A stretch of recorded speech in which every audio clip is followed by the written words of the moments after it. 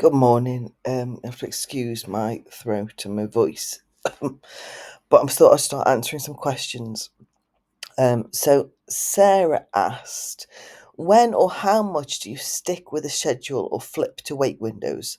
On nursery days, there's a schedule as there's agreed time for naps and a time we all must get up. But on weekends, because I'm there to feed back to sleep, he sometimes sleeps longer, which then makes timing for first nap quite short.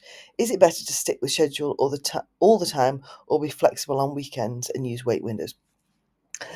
Now, my opinion on wake windows is that it's a load of rubbish.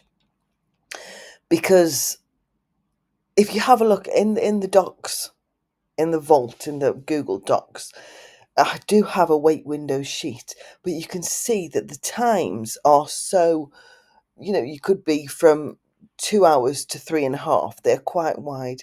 And what you've always got to remember is your child there's no evidence, there's no scientific evidence that has stated categorically that this much sleep or this amount of wake time is what a child of your age needs.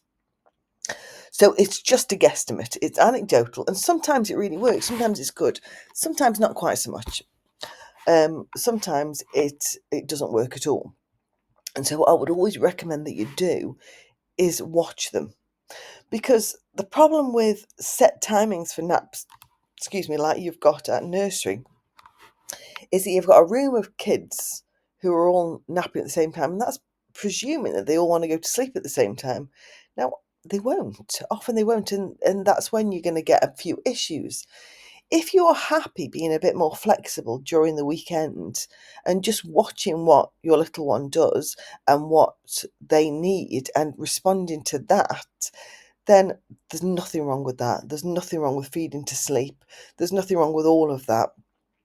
Give yourself a bit of flexibility. Children are very good at knowing that there's different rules for different places. There's different rules for different people, and that it's not going to bother them. It's not going to damage them. So I think it's a personal thing. What I would do is not focus on wake windows. I'd spend a couple of days watching what your little one does, watching what happens, watching what the tired signs are, and then responding from there. If that doesn't work and you'd rather stick to the schedule that nursery prescribes because that works for you and for your little person, then do that. Either way, you're not going to go far wrong.